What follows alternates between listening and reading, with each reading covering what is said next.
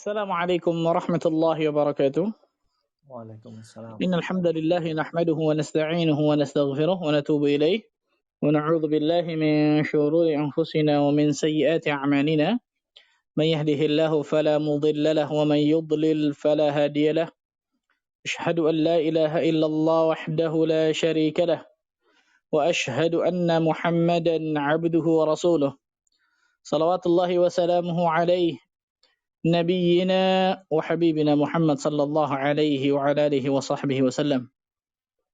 قال الله تعالى في كتابه الكريم: يا أيها الذين آمنوا اتقوا الله حق تقاته ولا تموتن إلا وأنتم مسلمون أما بعد. Tidak ada kata yang pantas kita panjatkan kepada Allah Azza wa Jalla kecuali kalimatut tayyib, kalimat tayyibah, kalimat yang baik, yaitu alhamdulillah. Segala puji bagi Allah Azza wa Jalla yang telah memberikan berbagai macam kenikmatan kepada diri kita semua, ikhwan. Satu kata yang wajib selalu kita panjatkan kepada Rabbul Alamin. Satu kata yang wajib selalu kita ucapkan dengan lisan kita, ikhwan. Karena itu di antara bentuk rasa syukur kita kepada Allah Tabaraka wa Ta'ala atas segala kenikmatan yang Allah berikan kepada kita. Dari berbagai macam kenikmatan-kenikmatan tersebut, di antara kenikmatan-kenikmatan itu adalah kenikmatan terbesar, nikmat iman dan Islam dalam dada kita.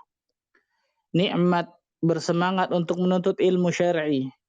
Nikmat Allah mudahkan untuk menuntut ilmu syar'i. Dan Allah mudahkan untuk bisa mengamalkan dari ilmu-ilmu yang telah kita ketahui tersebut. Dan segala macam kenikmatan yang Allah berikan kepada kita, ikhwan. Yang ketika satu saja nikmat, kalau Allah ingin mencabutnya, maka habis makhluknya di atas permukaan bumi ini tidak tersisa, ya ikhwan. Allah Subhanahu wa Ta'ala berfirman di dalam surah Al-Mulk ayat yang terakhir, Qul ara'aytum in asbaha ma'ukum ghawra. Katakan Muhammad kepada mereka, bagaimana pendapat kalian ketika di pagi hari sumber air kalian menjadi kering? Faman ya'tikum bima'in ma'in. Maka siapa yang dapat mengalirkan air yang telah kering tersebut? Allahu Akbar. Satu kenikmatan, ikhwan, nikmat air.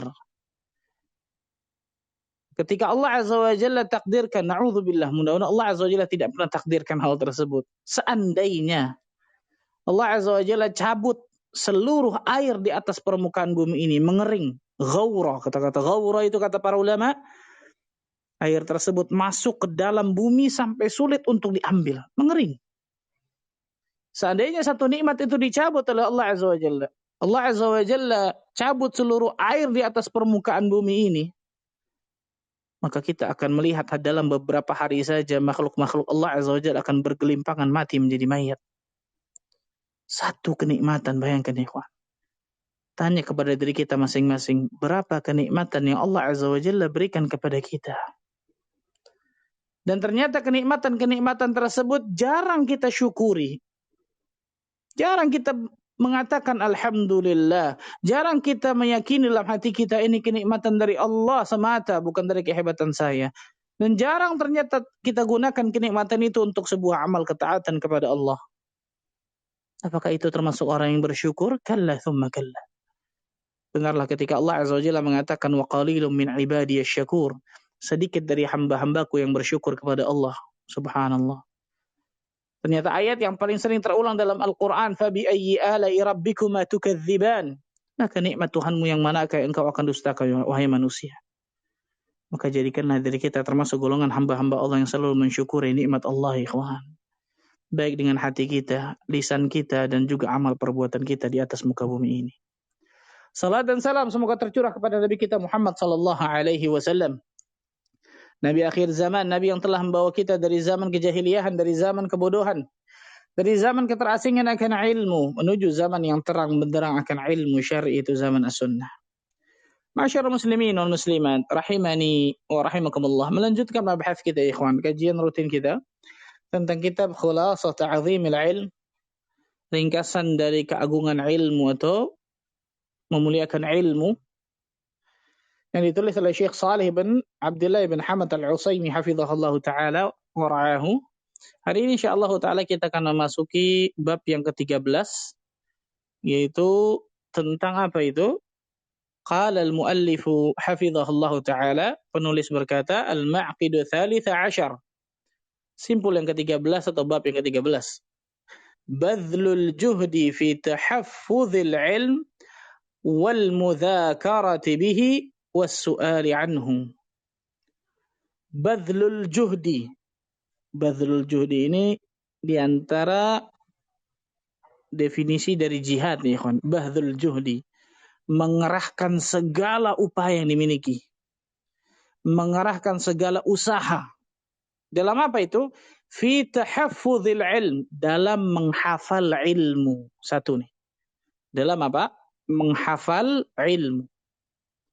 Yang kedua, wal mudzakarati bihi. Dalam mudzakarah. Itu dalam membahas ilmu. Dalam membahas ilmu, dalam meneliti ilmu. Itu mudzakarah tuh, ikhwan. Membahas, menelitinya, mempelajarinya, itu mudzakarah. Kemudian yang ketiga apa? Was-su'ali anhu. Dan juga dalam bertanya tentang ilmu itu. Dan juga dalam bertanya tentang ilmu. 3 hal berarti ini, ikhwan. Menghafal, mudzakarah, mempelajari ilmu, meneliti ilmu, dan juga bertanya tentang ilmu tersebut.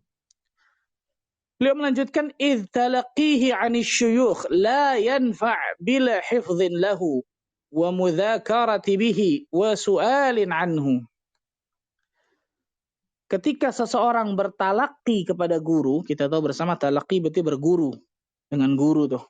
Datang kepada guru tersebut, talaqi, langsung datang tuh kepada guru. Nah, Syekh muallif, penulis mengatakan tentang masalah menghafal ilmu ini, walam yazalil ulama al-a'lam yahudduna 'ala al-hifdhi wa ya'muruhi. Para ulama dari segala penjuru, kata beliau, senantiasa memberikan motivasi, mendorong, menyeru untuk apa? Hifdz, untuk menghafal ilmu. Untuk menghafal ilmu. Ini luar biasa pentingnya masalah menghafal ilmu nih, ikhwan. Yang mungkin diri kita ternyata malas dalam menghafal. Betul ya, ikhwan ya?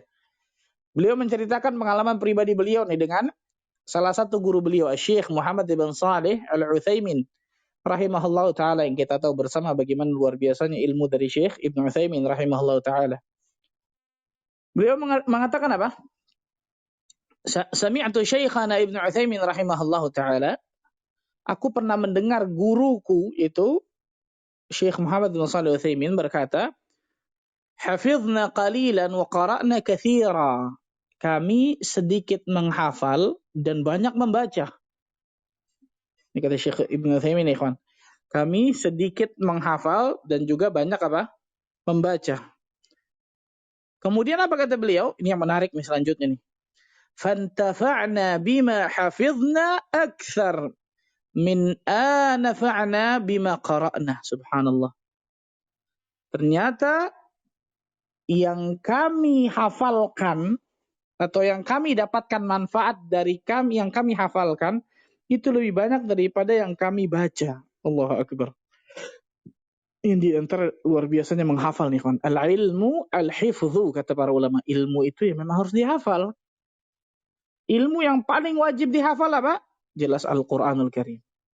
Itu yang paling wajib, paling pertama, subhanallah. Makanya kalau kita lihat, para ulama salaf terdahulu selalu memulai belajar ilmu mereka dengan menghafal Al-Quran. Betul ya, dari kecil kan gitu.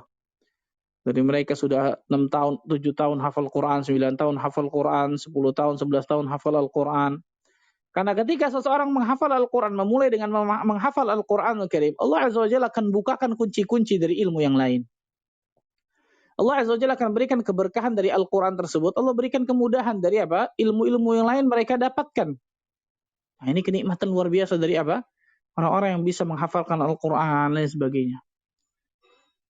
Syekh Ibn Utsaimin sampai mengatakan kami sedikit menghafal dan kami banyak membaca. Dan ternyata kami dapatkan manfaat dari menghafal itu lebih banyak daripada manfaat dari membaca. Allahu Akbar. Bukan berarti membaca nggak dapat manfaat. Tapi ternyata beliau mengatakan ketika sesuatu yang kami hafal itu lebih banyak kami mendapatkan manfaatnya. Ajib, ikhwan, subhanallah. Nah, ini penting nih, ikhwan. Karena itu jangan pernah malas menghafal, terutama menghafal apa? Al-Quranul Karim. Menghafal Al-Quran, menghafal hadis. Masa bertahun-tahun sih nggak hafal hadis innamal a'malu binniyat, kan gitu ya? Bertahun-tahun seseorang menuntut ilmu, masa nggak hafal man amila amalan laisa alaihi amruna fahuwa raddun, kan gitu ya? Dan seterusnya. Terutama yang paling pertama tadi apa? Al-Quran Al-Karim. Bertahun-tahun, masa sih kita nggak ada usaha untuk bisa menghafalkan juz 30? Kalau 30 juz nggak bisa, juz 30 deh, betul ya? Kalau 30 juz kayaknya luar biasa beratnya, pada hakikatnya insya Allah sih nggak berat. Subhanallah, bagi orang Allah berikan kemudahan. Ya juz 30 deh, betul ya? Mulai dari juz 30, satu ayat, satu surat terus. Allah Azza wa Jalla akan berikan kemudahan. Kita akan sedikit berikan kiat-kiat nih, kawan. Sebelum kita lanjutkan masalah mudzakarah, kita akan sedikit berikan kiat-kiat agar kita bisa apa? Menghafal nih. Karena memang yang namanya manusia itu kan dari kata-kata apa? Al-insan, betul ya? Wa ma summiyal insan illa linasihi. Tidaklah manusia itu disebut namanya al-insan, artinya manusia. Kenapa? Linasihi, karena dia memiliki sifat nisyan. Memiliki sifat nisyan, itu pelupa maksudnya, subhanallah. Tapi bukan berarti kita kemudian tidak bisa menghafal sesuatu, apalagi menghafal Al-Quran. Luar biasa mudahnya, Allah telah berikan kemudahan itu. Allah Azza wa Jalla telah sebutkan tentang kemudahan-kemudahan menghafal Al-Quran, menghafal hadis dan ilmu-ilmu yang lain. Nah, apa saja kiat-kiat ya ikhwan kita sebutkan? Yang pertama, kiat dalam menghafal. Hafal apa saja nih ikhwan? Terutama menghafal Al-Quran ya, yang paling wajib tuh. Maksudnya yang paling pertama dan utama. Yang pertama, berdoa kepada Allah. Berdoa kepada Allah tabaraka wa ta'ala ikhwan. Agar Allah berikan pertolongan dalam menghafal ilmu ini ikhwan. Terutama menghafal Al-Quran, menghafal hadis dan lain sebagainya. Berdoa kepada Allah dengan ikhlas. Berdoa kepada Allah dengan benar-benar sungguh-sungguh minta kepada Allah agar Allah berikan pertolongan. Yang pertama. Karena tanpa bantuan Allah nggak mungkin kita bisa dapatkan ilmu. Nggak mungkin kita dapat bisa menghafal. Nggak mungkin kita dapat Allah berikan kenikmatan-kenikmatan yang lain dan lain sebagainya. Doa yang pertama. Yang kedua, kata para ulama, hendaknya kata para ulama, niat kita ingin mengamalkan apa yang kita hafal. Nah, ini penting nih, Ikhwan. Jadi niat kita ketika kita menghafal, ingin mengamalkan apa yang kita hafal. Jadi bukan cuma niat kita menghafal, tapi yang terpenting adalah apa? Niat kita untuk mengamalkannya. Karena ketika seseorang belajar satu ilmu, diantaranya menghafal satu ilmu, dengan niat agar dapat mengamalkan ilmu tersebut, Allah Azza wa Jalla akan berikan kemudahan dari apa yang dihafal tersebut. Karena niatnya untuk mengamalkan ilmu. Mengamalkan berarti bagi siapa? Bagi diri sendiri. Mengamalkan, mempraktekkan. Nah yang kedua nih, Khan. Ketika kita menghafalkan Al-Quran, menghafalkan hadis dan lain sebagainya kan itu. Atau ilmu-ilmu yang lain. Yang paling pertama kita masukkan niat kita apa? Agar saya dapat mengamalkan apa yang saya hafal ini nih. Yang ketiga kata para ulama, menyisihkan atau meluangkan waktu khusus. Meluangkan waktu apa? Khusus. Bukan memberikan sisa waktu kan gitu. Bukan, tapi menyisakan waktu khusus. Memberikan waktu khusus, menyisihkan waktu khusus untuk bisa menghafal.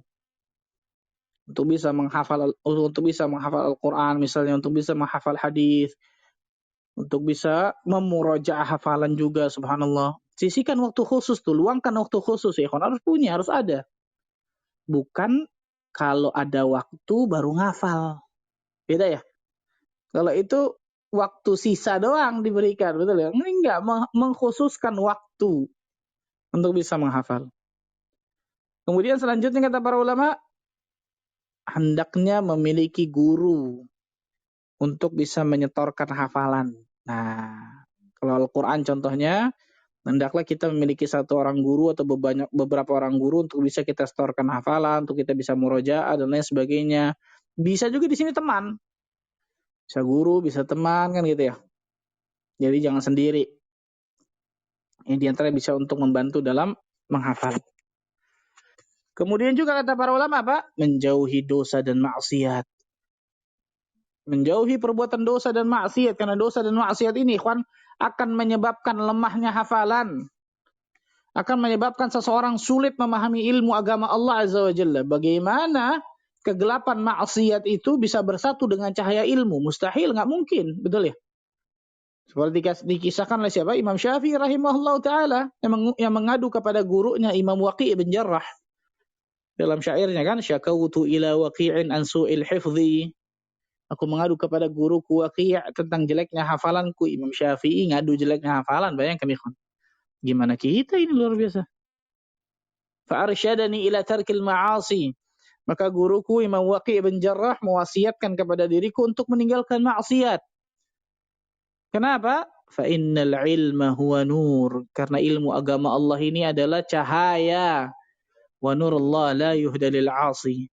Dan cahaya agama Allah ini enggak mungkin diberikan oleh orang yang bermaksiat, berbuat durhaka kepada Allah Azza wa Jalla. Allahu akbar, subhanallahil azim.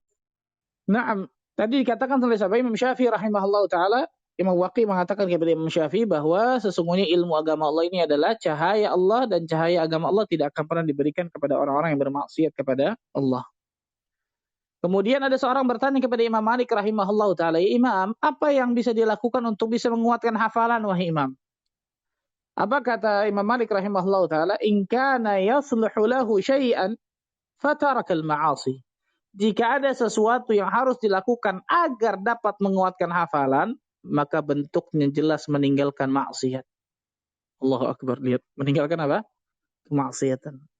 Maka agar kita dapat mendapatkan ilmu, mudah untuk menghafal ilmu agama Allah dari Al-Quran, As-Sunnah, dan lain sebagainya, maka tinggalkan kemaksiatan dan dosa. Selanjutnya kata para ulama, sebisa mungkin menggunakan satu buku atau satu cetakan. Contoh, misal ketika kita menghafal Al-Quran, maka kita ambil satu Al-Quran yang memang kita akan hafalkan itu. Jangan ganti-ganti Al-Qurannya, mushafnya maksudnya, jangan ganti-ganti. Atau kemudian ingin menghafal hadis Arba'in Nawawiyah, jangan ganti-ganti bukunya tuh. Itu aja terus. Karena kepala kita pasti akan merekam tuh tulisannya, terus tata letaknya di mana dan lain sebagainya. Ketika kemudian ganti bukunya, ganti cetakannya, itu biasanya akan mulakbab tuh kata para ulama. Akan kemudian apa? Mengganggu dari hafalan-hafalan yang biasa kita sudah terekam dalam kepala kita. Kemudian selanjutnya kata para ulama, mengulang-ulang apa yang sudah kita hafalkan. Mengulang-ulang dari apa yang sudah kita hafalkan. Nah, itu beberapa kiat dari sekian banyak kiat sebenarnya, tapi ini beberapa kiat insyaallah ketika kita ingin menghafalkan ilmu, ikhwan. Di antara yang paling terpenting tadi apa? Menghafalkan Al-Qur'an Al-Karim. Dan ada pembahasan khusus tentang masalah tersendiri, masalah cara menghafal metode Al-Quran dan sebagainya. Ala kulli hal, intinya ikhwan, bagaimana usaha dan doa kita kepada Allah Azza wa Jalla. Usaha kita yang maksimal, doa kepada Allah, serahkan kepada Allah. Hasil Allah Azza wa Jalla yang berikan. Tapi yang Allah Azza wa Jalla nilai kepada diri kita adalah usahanya. Ini masalah menghafal. Kemudian yang kedua tentang masalah apa? Mudzakarah. Nah, membahas ilmu, meneliti ilmu. Ini penting ini ikhwan. Membahas ilmu, bermudzakarah, ini luar biasa pentingnya. Dan yang paling memberikan manfaat tadi saya katakan dengan apa? Dengan teman sesama penuntut ilmu. Dengan teman sesama penuntut ilmu itu luar biasa, Masya Allah. Akan lebih menempel tuh ikhwan. Ketika kita bermudzakarah, bermubahasah, membahas satu ilmu, meneliti satu ilmu, satu hukum dengan teman. Teman mendapatkan ini, kita dapatkan ini. Teman yang lain dapatkan ini dalilnya, kita dapatkan ini lagi. Wah, itu luar biasa nikmatnya, Masya Allah. Luar biasa, Masya Allah, nikmatnya. Betapa kenikmatan luar biasa ketika kita dapatkan kesimpulan dari satu hukum nih. Oh, ternyata kesimpulan dari hadis ini hasan. Kenapa? Seperti ini, seperti ini, seperti ini. Oh, kesimpulan dari hukum ini ternyata hukumnya makruh. Kenapa? Alasannya 1, 2, 3, dan lain sebagainya. Oh, kesimpulan dari apa yang kita bahas ternyata seperti ini. Kenapa? Ini dalilnya, ini pendapat ulamanya, dan lain sebagainya. Itu kenikmatan besar, ikhwan. Ketika kita bermudzakarah, seperti itu disebutkan oleh para ulama tentang masalah ini. Ini yang kedua nih. Makanya kita harus punya teman-teman seperti ini, ikhwan. Teman-teman seperjuangan. teman-teman seperjuangan dalam menuntut ilmu syar'i. Ketika kita dapatkan satu ilmu dari seorang guru, kemudian tanya kepada teman atau bahas kepada teman. Tadi Ustaz menyampaikan ini, Masya Allah, poinnya ini ya. Karena bisa jadi kemudian kita menangkap satu yang disampaikan oleh Ustaz, oleh seorang guru, ternyata yang teman kita enggak. Atau sebaliknya, kita yang tidak menangkap dari beberapa yang disampaikan oleh guru, teman kita nangkap. Jadi bisa saling melengkapi. Cari lagi gimana hukumnya seperti ini, cari lagi, subhanallah. Itu kenikmatan besar ya, luar biasa ketika seseorang Allah berikan teman-teman seperti itu dapat bermudzakarah, bermubahatsah, menjelaskan membahas atau meneliti akan satu ilmu, Masya Allah. Kemudian yang ketiga, kata para ulama, apa itu? Bertanya kepada guru. Bertanya kepada siapa? Kepada guru, subhanallah. Syekh Al-Utsaimin hafizahullahu taala sampai mengatakan apa? Wa hadhil ma'ani ats-tsalatsa lil ilmi bimanzilatil gharasi lisyajari. Subhanallah. Beliau mengatakan tiga hal ini nih, menghafal, mudzakarah, membahas ilmu, kemudian bertanya kepada guru, itu adalah seperti seseorang yang menanam pohon. Allahu Akbar. Seperti layaknya seseorang yang menanam menanam pohon. Kemudian setelah dia tanam, apa yang dia lakukan? Syekh hafizahullahu taala mengatakan wasaqyihi, setelah ditanam disiram. Betul ya? Wa tanmiyatihi bima yahfadhu quwwatuhu wa yadfa'u afatahu. Kemudian setelah disiram, maka diberi pupuk untuk bisa menguatkan tanaman itu dan juga melindungi dari hama dan penyakit, kan gitu ya. Nah, beliau mengatakan menghafal itu menanam ilmu. Al-hifdhu itu menanam ilmu tuh. Kita hafalkan Al-Quran, kita hafalkan hadis, kita hafalkan hukum, kita hafalkan perkataan ulama, kita hafalkan satu masalah dan lain sebagainya. Itu menanam ilmu. Kita sedang nanam pohon, nanam bibit unggul tuh, ikhwan. Menanam ilmu tuh. Kemudian wal mudzakarah, dan yang namanya mudzakarah itu apa? Suqyihi, menyiramnya. Kita bermudzakarah dengan teman, kita mubahatsah, meneliti satu hukum, membahas satu permasalahan dengan teman, itu menyiramnya tuh. Nyiram jadi subur kan kita pasti ya. Menyiramnya jadi subur, jadi bagus dan lain sebagainya.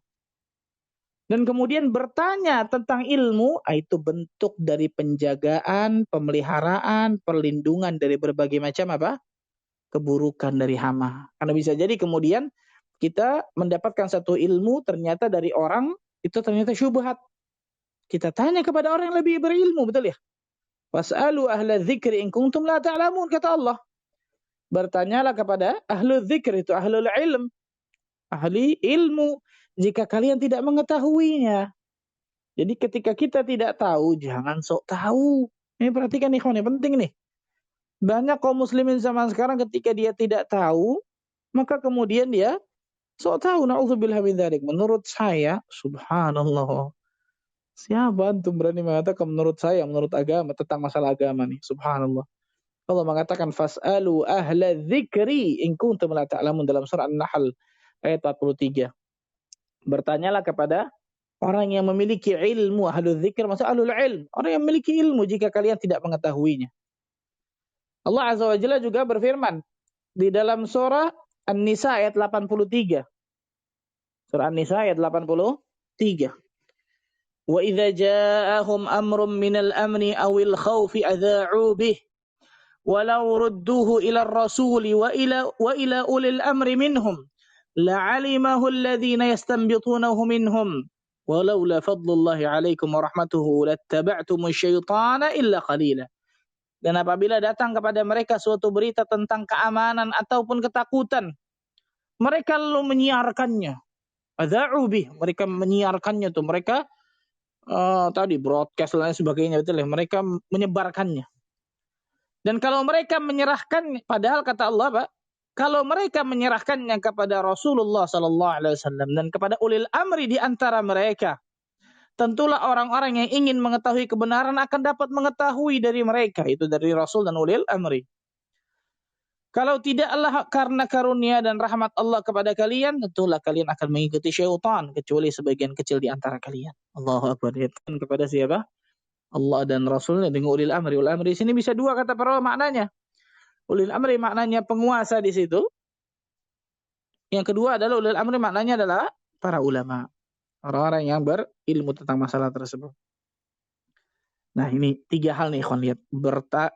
Yang pertama menghafal, kedua bermudzakarah, membahas ilmu, yang ketiga adalah bertanya kepada orang yang berilmu. Bertanya kepada orang yang berilmu, Masya Allah. Tiga hal ini ketika kita lakukan, ini akan mendapatkan luar biasa besar nih ikhwan. Syekh Saleh Ibn Fauzan Al-Fauzan, hafizahullah ta'ala, ditanya oleh seseorang, ya Syekh, kepada siapa semestinya seseorang meminta fatwa dalam masalah fikih? Sedangkan biasanya ada banyak khilaf ulama dalam jawaban-jawabannya. Kepada siapa kita tanya nih? Apa kata beliau? Idza ashkala 'alaika syai' fas'al min tathiqu bi'ilmihi wa dinihi. Jika seseorang itu merasa bingung dalam satu permasalahan agama, kata beliau, hendaklah ia bertanya kepada orang yang terpercaya ilmunya dan terpercaya agamanya. Dia berarti punya apa? Kapabilitas masalah ilmunya. Terkenal agamanya bagus, Masya Allah. Ilmunya mumpuni luar biasa. Wa khudh min jawabihi. Ambil jawaban dari dirinya tuh. Wala tas'al ghairihi. Dan jangan bertanya kepada orang yang lain. Jangan bertanya kepada orang yang apa? Lain. Li'alla yakhtalifu alaik. Karena bisa jadi kemudian jawabannya beda-beda, kata beliau. Fayahsilu tashwis kama dzakart. Sehingga menimbulkan apa? Tashwis, kerancuan, keraguan sebagaimana yang engkau sebutkan, kata Syekh. Nah, jadi bertanyalah kepada orang yang apa? Terpercaya keilmuannya, mumpuni keilmuannya, kapabilitas ilmunya jelas, agamanya bagus. Maka dengan itu jelas orang-orang yang ahli fatwa dan lain sebagainya. Nah, nggak sembarangan nih, subhanallah. Dan kalau kita lihat bagaimana para ulama terdahulu dalam menjawab masalah ilmu ketika ditanya dalam berfatwa, luar biasa mereka takutnya tuh. Beda sama kita ya. Ketika ditanya masalah ilmu langsung, wah ini jelas jawabannya. Tanpa menukilkan siapa yang mengatakan seperti itu. Ternyata dirinya mengatakan seperti itu. Ya Allah. Coba perhatikan baik-baik nih kawan. Ini disebutkan oleh para ulama tentang masalah hal tersebut. Tiga hal ini nih. Menanam ilmu, menanam bibit yang luar biasa bagus ya dengan menghafalkan ilmu-ilmu yang luar biasa bermanfaatnya. Di antara yang paling pertama jelas Al-Quran Al-Karim, kemudian menghafalkan yang lain dari hadis, dari matan-matan ilmu yang sudah kita sebutkan dulu, masalah matan-matan ilmu dan lain sebagainya. Menghafal al-hifz, al-ilmu al-hifz. Kemudian setelah menghafal, mempelajarinya, memahaminya. Al-ilmu al-fahmu, kata para ulama. Setelah ilmu itu dihafalkan, ilmu itu difahami.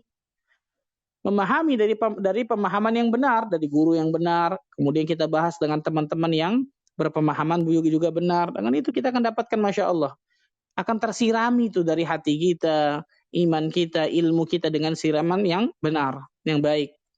Dan juga akan menguatkan ketika kita bertanya terus kepada seorang guru, seorang ahli ilmu yang memang kita bisa tanya, yang kapabilitas ilmunya, agamanya sangat mumpuni tentang masalah ini. Nah ini tentang masalah tersebut, ikhwan. Jadi intinya adalah seorang penuntut ilmu nggak bisa berdiri sendiri tanpa guru, tanpa kesungguh-sungguhan untuk bisa menghafal, tanpa teman yang baik, tanpa teman milieu yang saleh, itu luar biasa beratnya. Maka carilah, kata para ulama, dari guru-guru yang mumpuni ilmunya, teman-teman yang saleh. Kemudian bersungguh-sungguhlah engkau dalam menuntut ilmu, dalam menghafal ilmu, dalam memahami ilmu, dalam mendakwahkan ilmu. Dengan itu Allah Azza wa Jalla akan berikan berbagai macam keutamaan bagi dirimu. Wallahu a'lam bishawab. Ini mungkin yang saya bisa sampaikan. Silakan, mungkin ada pertanyaan.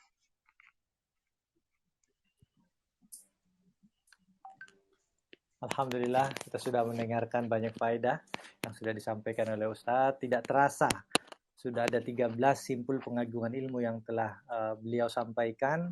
Semoga kita semuanya bisa berpegang teguh pada simpul-simpul pengagungan ilmu tersebut dan kita bisa memperoleh keutamaan yang besar di sisi Allah Subhanahu wa taala.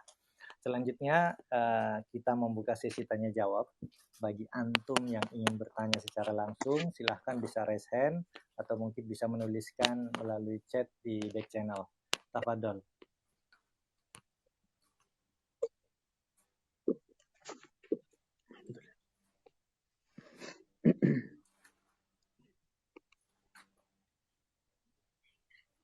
Yang pertama, Saudara Haikal Hamdani. Silahkan disampaikan. Assalamualaikum Ustaz. Waalaikumsalam warahmatullahi wabarakatuh. Ustaz, semoga Allah menjaga Ustaz dan tetap memberikan rahmat dan nikmatnya kepada Ustaz dan kepada seluruh tim. Ana ingin bertanya Ustaz, ini kasus pribadi nih Ustaz. Sekitar 10 tahun yang lalu Ana sebagai guru ngaji lah, guru agama yang belum mengenal sunnah.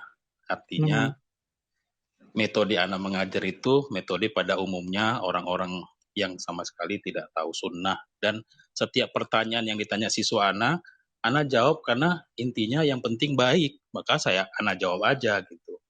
Kemudian Ana pertanyaan Ustaz, bagaimana Ana bertaubat dari dosa-dosa yang telah Ana lakukan, mengajar kebidahan kepada anak-anak Ana, dan Ana sudah 10 tahun yang lalu tidak ketemu lagi dengan siswa-siswa itu. Ana belum bisa menjelaskan kebenaran kepada mereka. Bagaimana cara Ana bertobat dari itu, Ustaz?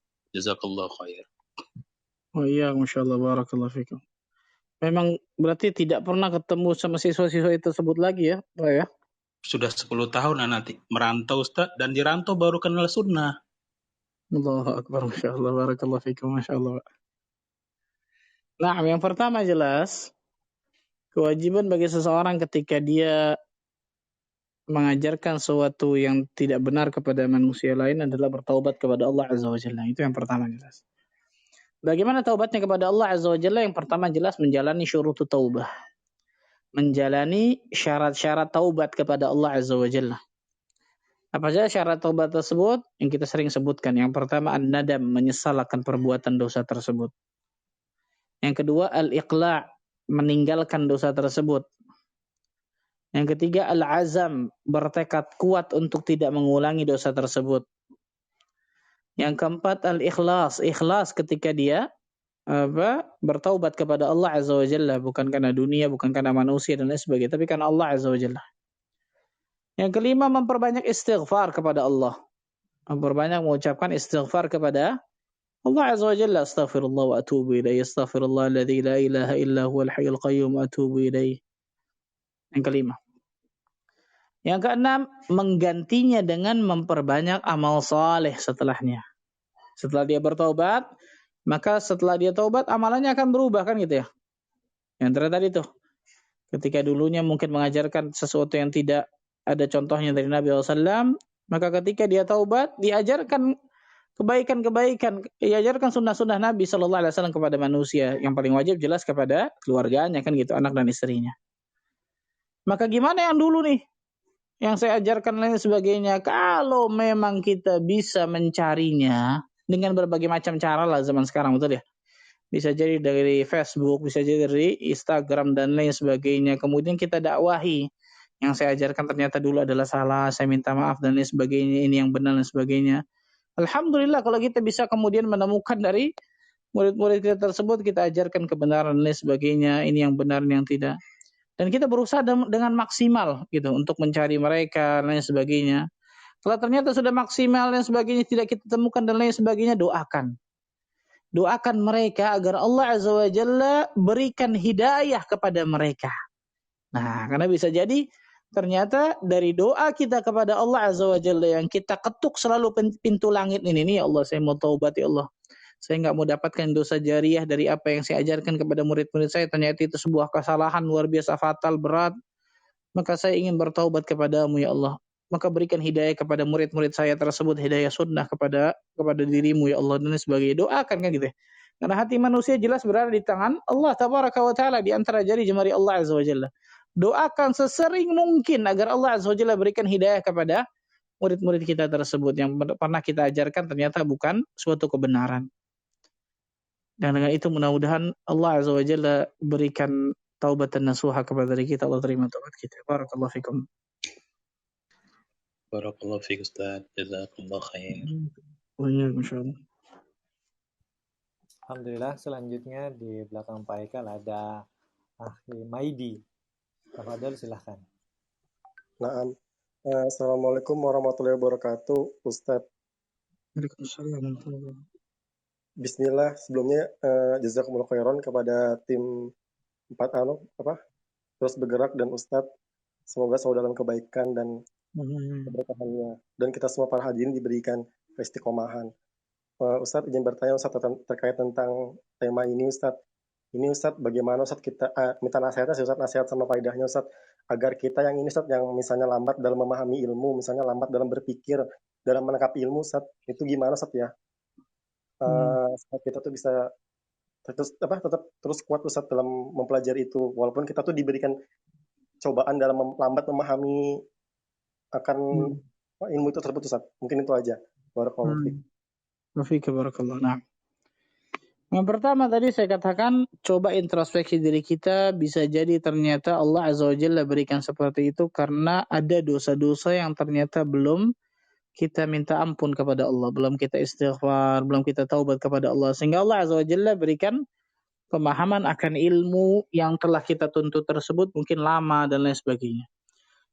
Maka perbanyak istighfar dan taubat kepada Allah, coba muhasabah dari amalan-amalan kita, bisa jadi kemudian tadi saya katakan ada dosa-dosa yang ternyata belum kita taubati. Yang pertama nih, karena tadi saya katakan apa? Ilmu agama Allah Azza wa Jalla dikatakan oleh para ulama tidak akan pernah bersatu dengan perbuatan dosa dan maksiat, kegelapan dari kemaksiatan dan dosa. Yang pertama. Yang kedua,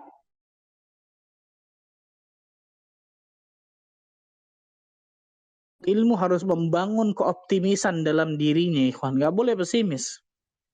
Kalau kita lihat bagaimana para ulama terdahulu, contoh para sahabat saja.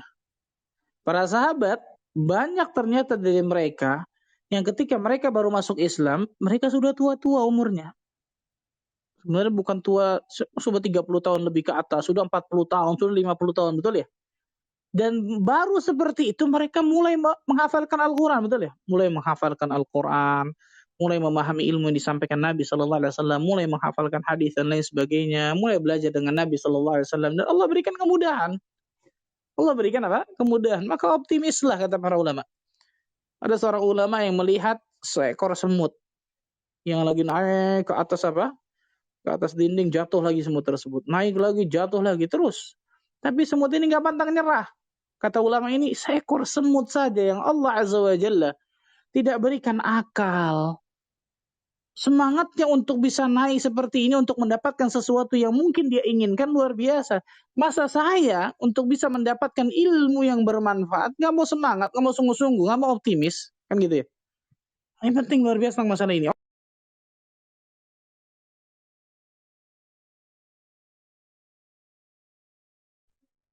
Optimislah kata para ulama tentang masalah ini.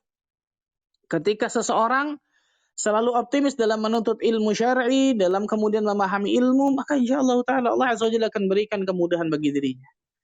Di antara sifat optimis ini apa? Husnudzan kepada Allah, berbaik sangkalah kepada Allah. Ana 'inda dhanna 'abdi bi. Aku kata Allah Azza wa Jalla sesuai dengan prasangka hambaku kepada aku. Maka berhusnudzanlah, berbaik sangkalah kepada Allah Azza wa Jalla yang baik-baik agar Allah berikan kebaikan-kebaikan bagi diri kita. Saya yakin saya bisa. Allah berikan kemudahan insyaallah. Kalau saya maksimal semangat sungguh-sungguh, Allah Azza wa Jalla nggak mungkin menyia-nyiakan usaha saya. Terus seperti itu tanamkan bagi diri kita. Dengan itu mudah-mudahan Allah Azza wa Jalla akan berikan kemudahan-kemudahan. Kalaupun qadar Allah misalnya masih seperti itu, stuck aja tuh, maka bersyukurlah kepada Allah Azza wa Jalla, karena berapa banyak orang di luar sana yang sama sekali tidak Allah berikan pemahaman akan ilmu yang benar. Betul ya? Kita diberikan pemahaman tapi mungkin agak sulit memahami dan lain sebagainya. Tapi walaupun lama bisa faham. Walaupun lama ternyata kemudian bisa mengetahui ilmu yang benar, mengetahui sunnah Nabi SAW. Berapa banyak orang-orang di luar sana tidak mendapatkan sunnah Nabi SAW ini. Tidak memahami ilmu agama yang benar ini. Allahu Akbar. Nah, fahami akan hal tersebut. Maka dengan itu mudah-mudahan Allah Azza wa Jalla berikan kemudahan. Dan jangan lupa untuk selalu doa kepada Allah. Doa kepada Allah ikhwan. Sampai nangis kalau perlu, subhanallah. minta ketika sujud, minta ketika sepertiga malam, minta ketika waktu-waktu istijabah doa agar Allah berikan kemudahan kita untuk bisa memahami ilmu agama ini dan bisa mengamalkan dalam kehidupan kita sehari-hari. Wallahu a'lam bishawab. Masya Allah, jazakumullah khairan ya Ustadz. Ya, barakallahu fiik. Oke, Thayyib. Selanjutnya dari peserta yang lain, mungkin bisa dinaikkan ke stage. Ustadz Bang Sirun izin membacakan pertanyaan yang ada di back channel Ana ya. Apa terus? Bismillah, Assalamualaikum Ustadz. Apakah makna doa dari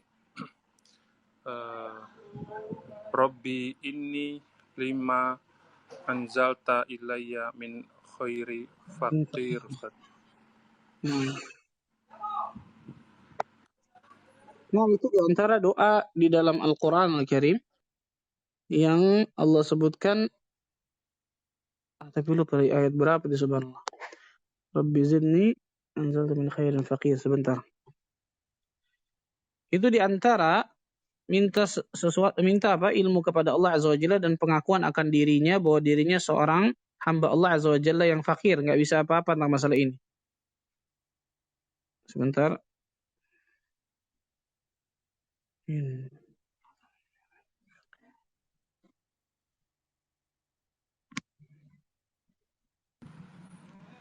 Di dalam surah Al-Qasas ayat 24. Di dalam surah Al-Qasas ayat 24, Allah Azza wa Jalla berfirman, فَقَسَى لَهُمَا ثُمَّ تَوَلَّ إِلَى الظِّلِّ فَقَالَ رَبِّ إِنِّي لِمَا أَنزَلْتَ إِلَيَّ مِنْ خَيْرٍ فَقِيرٍ. Maka dia sini siapa? Nabi Musa alaihissalam dalam ayat ini nih. Memberi minum ternak kedua perempuan tersebut. Ini cerita ketika Nabi Musa alaihissalam memberikan ternak nih kepada minum kepada dua orang wanita ya. Kemudian dia kembali kepada tempat yang teduh lalu berdoa. Doanya apa? Rabbi inni lima anzalta ilayya min khairin faqir. Ya Allah ya Tuhanku, sesungguhnya aku sangatlah memerlukan sesuatu kebaikan yang Engkau turunkan kepadaku. Allahu Akbar. Di sini pada hakikatnya sebenarnya Nabi Musa meminta makanan kepada Allah Azza wa Jalla. Doa, lihat Nabi Musa, lihat luar biasa. Dan ini para nabi dan rasul nih. Mengeluhnya bukan sama manusia, tapi mengeluhnya sama Allah Azza wa Jalla. Jadi ini kita minta sesuatu kepada Allah Azza wa Jalla, bukan hanya makanan pada hakikatnya. Rabbi inni lima anzalta ilayya min khairin faqir. Ya Allah, sesungguhnya aku sangat memerlukan suatu kebaikan yang Kau turunkan kepadaku. Dalam surah Al-Qasas ayat ke-24. Wallahu a'lam bishawab.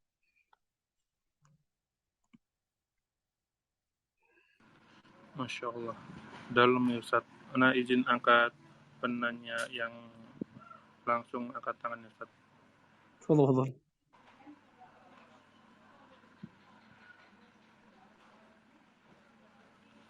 Silakan untuk Pak Saleh memberikan pertanyaan kepada Ustaz.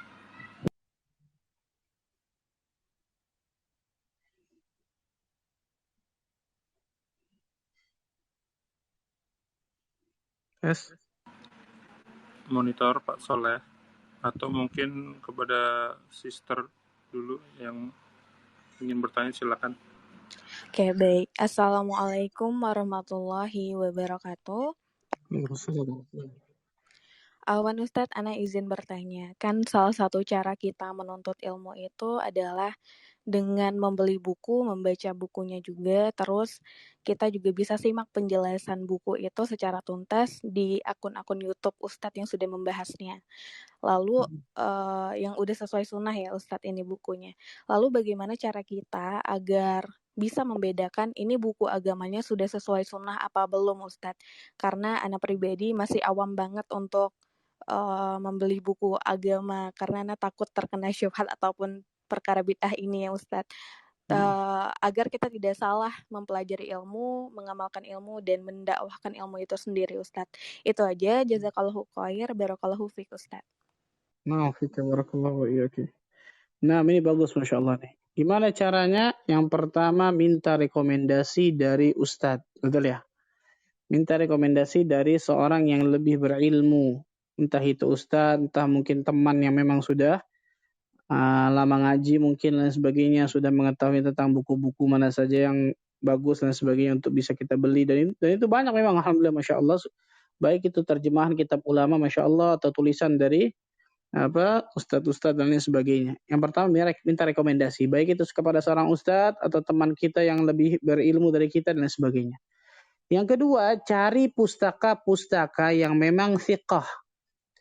Pustaka-pustaka yang kan ini pustaka ini bisa penerbit, betul ya, penerbit bisa percetakan dan lain sebagainya. Pustaka-pustaka memang contoh pustaka Imam Syafi'i, pustaka Darus Sunnah, pustaka As-Sunnah dan lain sebagainya. Itu pustaka-pustaka yang memang yang sudah jelas gitu bahwa pustaka-pustaka tersebut atau penerbit tersebut hanya mengeluarkan buku-buku yang memang buku-buku yang aman, bisa dikatakan buku-buku yang jelas keilmuannya. Nah, ini yang kedua nih. Dari mana kita bisa tahu? Di list. Ada yang seingat saya ada yang pernah ngelis, subhanallah. Yang ketiga, cari toko buku yang memang toko buku tersebut dikenal menjual hanya buku-buku yang memang sunnah. Di antaranya berarti buku-buku toko buku yang ikhwan kan gitu ya. Toko buku ikhwan yang memang sudah ngaji, kenal sunnah dan lain sebagainya. Nah, berarti kan dalam toko bukunya tersebut insya Allah tersaring kan gitu ya. Buku-buku yang memang sudah aman bisa dikatakan, bukan buku-buku yang bisa malah menebarkan syubhat dan lain sebagainya. Nah, cari toko-toko buku seperti itu tuh, subhanallah. Nah, dan alhamdulillah ada toko buku seperti itu. Tapi kalau di luar Jakarta saya nggak tahu, kurang lebih, subhanallah. Nah, itu beberapa cara yang bisa dilakukan. Nah, kemudian yang terakhir, yang keempat, dari yang penulisnya. Kan gitu ya. Siapa yang nulis buku ini nih? Nah, misal tentang masalah buku yang kita bahas nih, masalah Syekh Shalih Al-Utsaimin. Ma'ruf insyaallah bagaimana keilmuan ulama kontemporer zaman sekarang, bagaimana Syekh Utsaimin hafizahullah taala. Misal ustaz-ustaz kita di sini, misal buku-buku dari Al-Ustaz Yazid, Al-Ustaz Abdul Hakim, Ustaz Zainal, Ustaz Mubarak dan lain sebagainya kan gitu ya, Ustaz Firanda dan lain sebagainya. Itu memang sudah ma'ruf kalau itu buku-buku yang sudah penulisnya sudah kita ketahui bersama dari kapabilitas ilmu dan pemahamannya. Nah, itu beberapa hal yang bisa dilakukan. Wallahu a'lam bishawab. Barakallahu fiik. Baik Ustaz, jazakallahu khair, barakallahu fiik Ustaz. Wa fiik barakallahu fiik. Ikhwani wa akhwati fid din, rahimani wa rahimakumullah. Di antara hal yang bisa dilakukan agar seseorang bisa mendapatkan ilmu yang bermanfaat adalah 3 hal yang disebutkan oleh Syekh Al-Utsaimin hafizahullah pada bab ini. Itu rajin untuk menghafal ilmu-ilmu dari ilmu agama.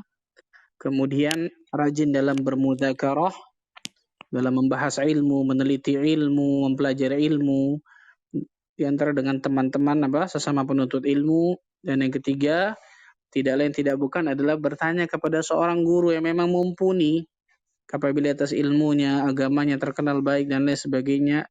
Ini di antara cara-cara dari sekian banyak cara agar kita bisa mendapatkan ilmu, ya kawan. Intinya adalah para ulama menyebutkan ilmu agama ini, ya kawan, adalah ilmu yang akan mengantarkan kita kepada kebahagiaan dunia dan akhirat.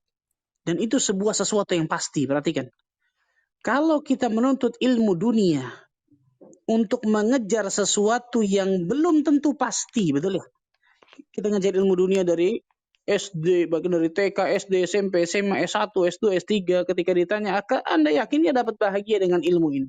Ya, namanya juga usaha, Pak Ustadz. Gitu ya. Ilmu agama Allah Azza wa Jalla pasti akan mengantarkan seseorang kepada kebahagiaan dunia akhirat. Ketika ilmu tersebut ilmu yang bermanfaat. Mengapa kita tidak mengusahakan dengan sekuat tenaga kita, ikhwan? Tadi itu, badlul juhdi. Mengerahkan segala usaha yang kita miliki agar bisa dapatkan ilmu tersebut di antara 3 hal ini. Maka jangan pernah malas, ikhwan. Jangan pernah patah arang untuk selalu bisa mendapatkan ilmu agama Allah ini. Selalu berusaha dengan sekuat tenaga, selalu minta pertolongan kepada Allah, jangan lemah, jangan malas. Maka dengan itu Allah Azza wa Jalla akan berikan berbagai macam kebaikan insyaallah taala bagi diri kita.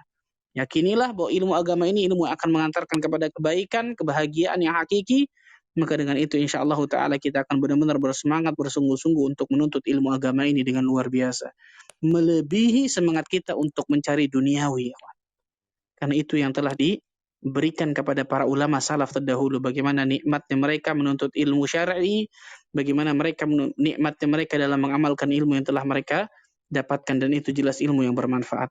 Maka mudah-mudahan dari kita termasuk golongan hamba-hamba Allah yang selalu Allah berikan kemudahan kita untuk bisa mendapatkan ilmu yang bermanfaat. Allah jauhkan dari kita dari ilmu yang tidak bermanfaat. Allah berikan kemudahan kita mengamalkan ilmu. Allah berikan kemudahan dari kita untuk bisa menghafalkan ilmu dan lain sebagainya dari kebaikan-kebaikan ilmu itu tersendiri. Dan dengan itu mudah-mudahan Allah Azza wa Jalla bisa wafatkan kita nantinya dalam keadaan husnul khatimah. Subhanakallah bihamdika, asyhadu an la ilaha illa anta astaghfiruka wa atubu ilaik. Wassalamualaikum warahmatullahi wabarakatuh.